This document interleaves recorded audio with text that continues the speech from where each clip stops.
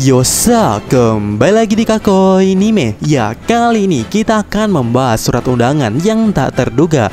Tapi sebelum itu, mulai intronya.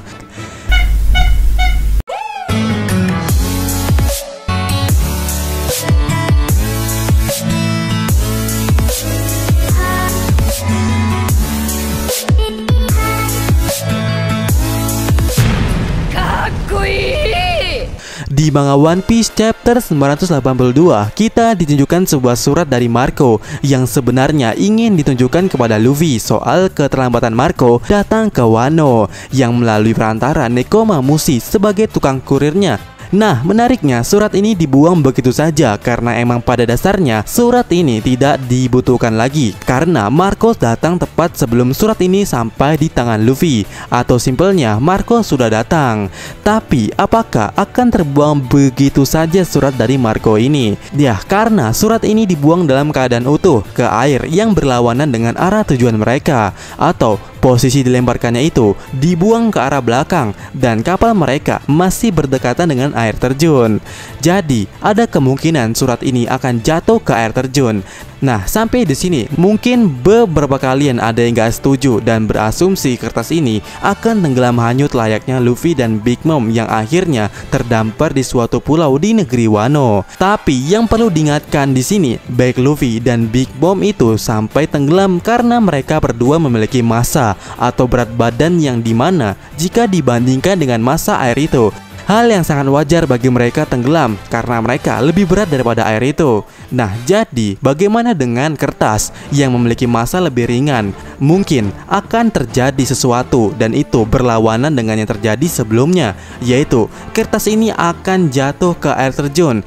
Karena ya, sepertinya lebih berfaedah jika kertas ini hanyut keluar dari negeri Wano, atau lebih tepatnya seperti Mimin bilang tadi, kertas ini akan jatuh ke air terjun. Dan kenapa? Ya, kenapa lebih berfaedah seperti itu?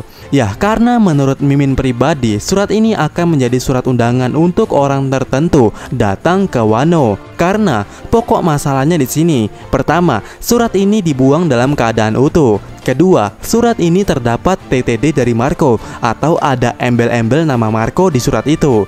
Nah, dari dua pokok poin itu, mungkin ini bukan sekedar surat yang hanya diperlihatkan beberapa panel di chapter 982 itu. Karena siapa sih yang tidak kenal dengan yang namanya Marco the Phoenix? Ya, kecuali rakyat dari negeri Wano. Oleh karena itu, sangat lebih berfaedah jika surat ini jatuh ke air terjun keluar dari negeri Wano. Jadi, intinya surat ini bakalan jadi surat penting berupa surat undangan secara tidak langsung karena ada embel-embel nama Marco di surat itu. Dan siapakah orang yang akan menerima surat buangan dari Marco ini? Dan menurut Mimin, mungkin kandidat terkuatnya adalah Crocoboy. Dan jika benar surat ini akan jadi surat penting karena sepertinya emang Crocoboy lah yang menemukannya. Karena alasannya begini, surat atau kertas ini dibuang ke lautan dan ini pastinya akan basah. Ya, surat ini pasti akan basah karena emang terkena air.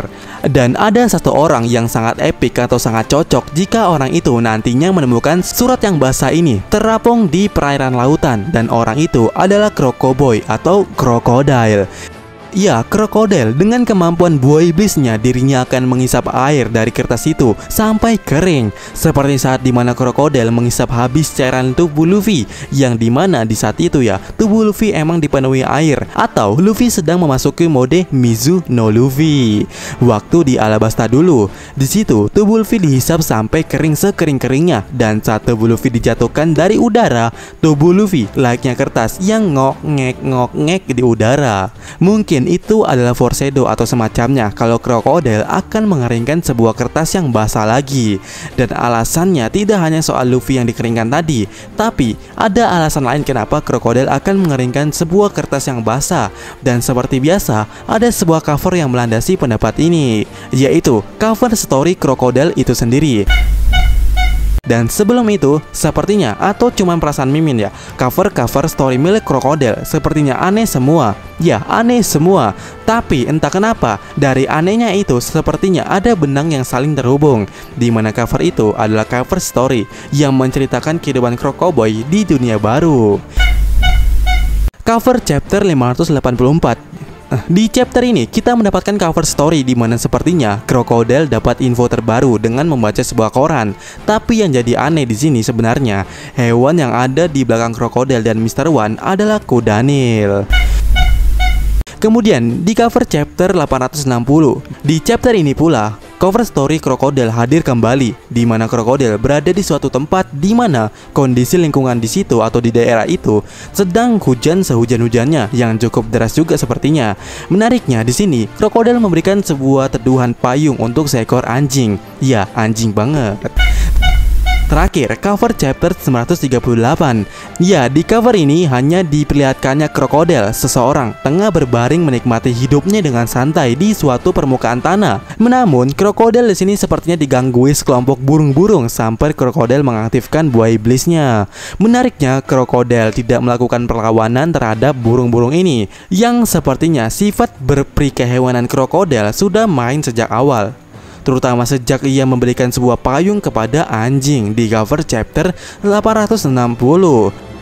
Nah, dari cover story Crocodile ini, ya Mimin sebutkan tadi, semuanya benar-benar aneh, tidak seperti cover story pada umumnya. Contohnya, cover story BC Family yang secara detail menjelaskan kegiatan mereka, mencari Lola, ketemu Pond, ya kan? Namun, sepertinya itu tidak berlaku di cover story-nya Crocodile. Tapi sepertinya ada satu hal yang menarik. Sebenarnya ada dua hal yang menarik sih yang Mimin temukan di cover story Crocodile. Ya, yang pertama, dari 3 cover story Crocodile, di setiap covernya pasti ada hewan yang menemani Crocodile, seperti kudanil, burung, dan anjing. Tapi apa kalian ngeh atau sadar kalau ini sedikit mirip dengan cocologi orang-orang mengenai Momotaro yang sama ceritanya dengan negeri Wano katanya, di mana dikatakan Momotaro dibantu hewan-hewan untuk mengalahkan Oni, dan hewan yang membantu Momotaro diantaranya adalah anjing, burung, dan monyet. Nah, di cover Crocodile ini, Crocodile ditemani anjing, burung, dan kudanil. Ya, kudanil, di mana kalau kalian tahu ya, sosok kudanil ini sangat erat adanya dengan Wano dan juga Monkey di Luffy, seperti cover ini yang Wano banget, dan juga cover ini yang ada Luffy-nya atau Monkey. Nah, jadi kesimpulannya dari hal yang pertama ini, Crocodile adalah versi lain Momotaro, di mana Momotaro ini adalah cerita-cerita Jepang, yang di mana negeri Wano adalah arts yang Jepangannya paling dapat.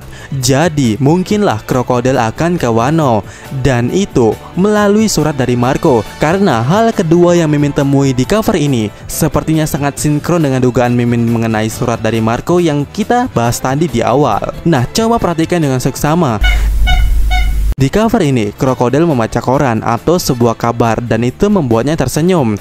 Di cover berikutnya, Crocodile diguyur hujan dan membuatnya basah, di mana air adalah kelemahan alamiah dari kekuatan pasir Crocodile. Dan kalau kalian tahu, kertas sangat rapuh kalau terkena air, bukan? Kemudian, cover berikutnya lagi, Crocodile menggunakan kekuatan pasirnya, di mana kekuatan utama dari pasirnya itu adalah menghisap. Ya, menghisap. Apa yang ia sentuh pasti terhisap. Dan ada burung-burung di sini yang berterbangan di tubuhnya Crocodile. Jadi gini, Crocodile akan menemukan sebuah surat atau kabar dari Marco, yang dimana surat itu basah. Kemudian saat ia menemukannya, dia akan mengeringkannya dengan kekuatan pasirnya itu. Dan kabar itu mengenai kabar dari burung. Ya, Marco. Ya, Marco adalah seekor burung.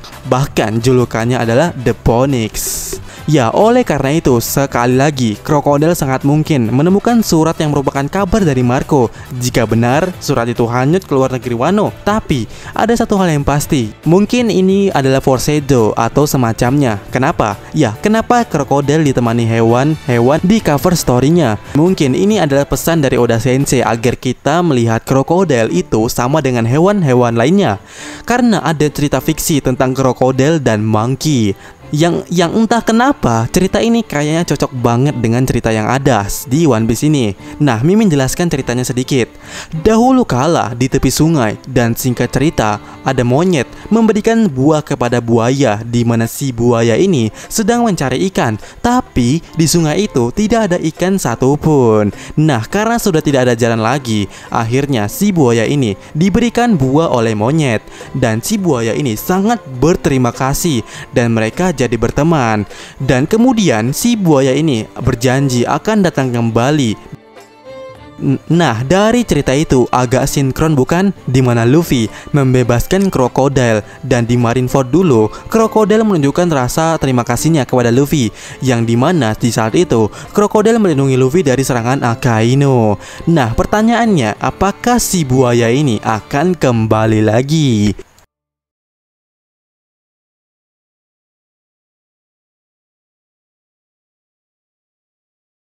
Oke, bagaimana menurut Anda? Dan terima kasih dari Mimin. Ya, jika kalian suka dengan video ini, kalian boleh like. Dan jika tidak suka, ya kalian tinggal dislike. Dan sampai ketemu lagi di video Mimin selanjutnya. Yosa!